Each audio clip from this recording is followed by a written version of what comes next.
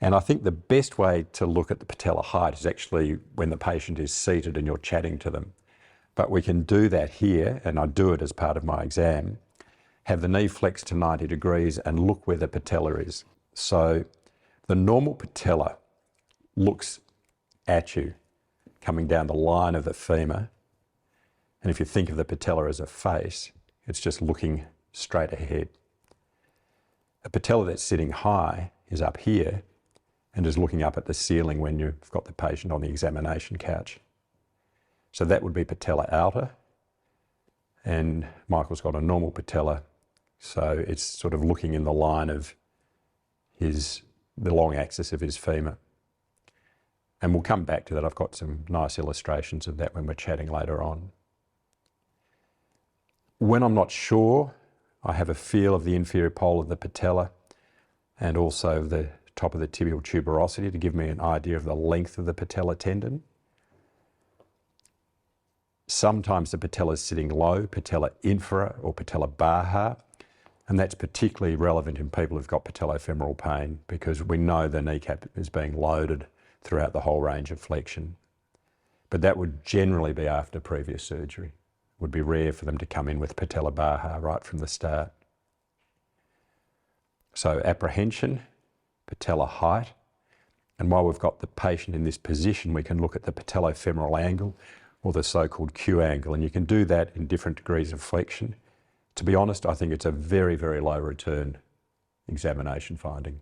And I'll look at it, I'll get an idea what it's like at 90 degrees, and what we're looking for is the angle of the patella tendon relative to the angle of the pull of the quadriceps muscle.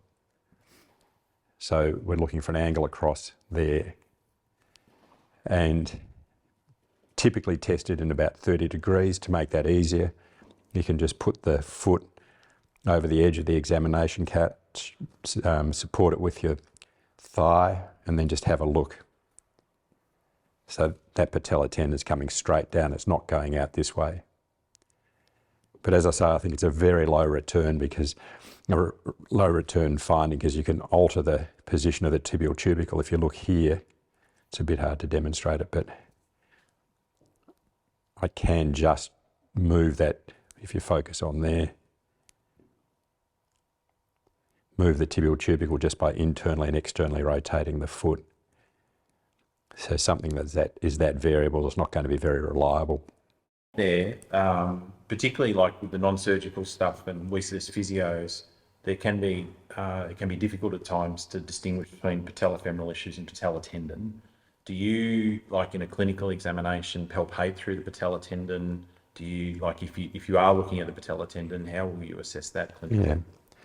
So that'll be mainly in the setting of pain, and then I will palpate the patella tendon, and I want to feel the inferior pole of the patella, the tibial tuberosity, and look to see whether that's prominent, and looking for old Osgood-Schlatter's or active Osgood-Schlatter's disease. There might be a prominence there. It might be particularly tender over the tibial tubercle. Sometimes you can feel the tendons a bit thickened. And typically with patellar tendinopathy, we might find that when we examine the patient in extension, they're quite tender over the inferior pole of the patella and are wincing. And then we take them into flexion and they go, oh, that's okay. They stop wincing, and that's been attributed to shutting down of the blood vessels as you put the knee into flexion. Not sure how true that is, but certainly you get occlusion of the vessels as you take the knee into flexion. And the same, if people are complaining of pain in the region of the quadriceps insertion into the proximal pole of the patella, you'd have a feel there as well.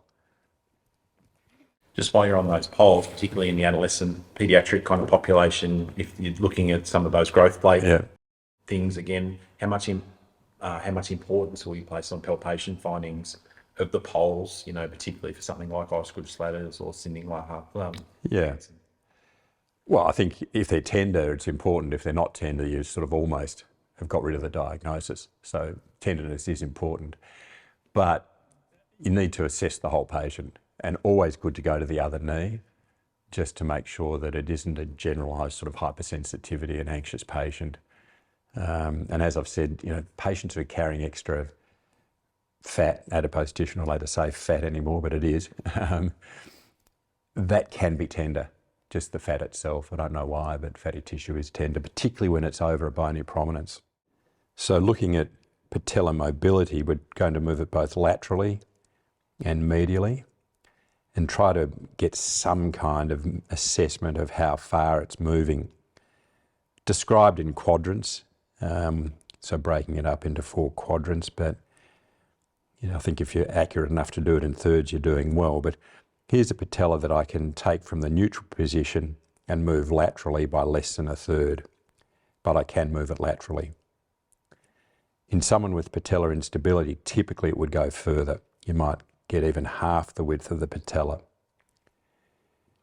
You should also be able to move the patella medially to some degree. And again, it's about a third maximum, maybe only a quarter of the width of the patella. But it's normal to have that medial and lateral glide. So that would be normal, between that quarter and a third in each direction. But as I say, you want to be really careful if someone's apprehensive, because they'll tighten up and reduce that, will reduce your ability to move the patella. If you're really struggling, then I'd take the leg back to this position, because they feel safer. I think it's that contact thing, and just try it in this position. And maybe a little bit of flexion just relaxes them a bit more. And I'm also getting an idea of crepitus. There isn't any. And the other thing you can do is almost use the patella as a probe and get a feel for the shape of the trochlear groove. So I can feel whether the patella starts up high, goes down into a trough and comes back the other side. So you can get some idea of the shape of the trochlea.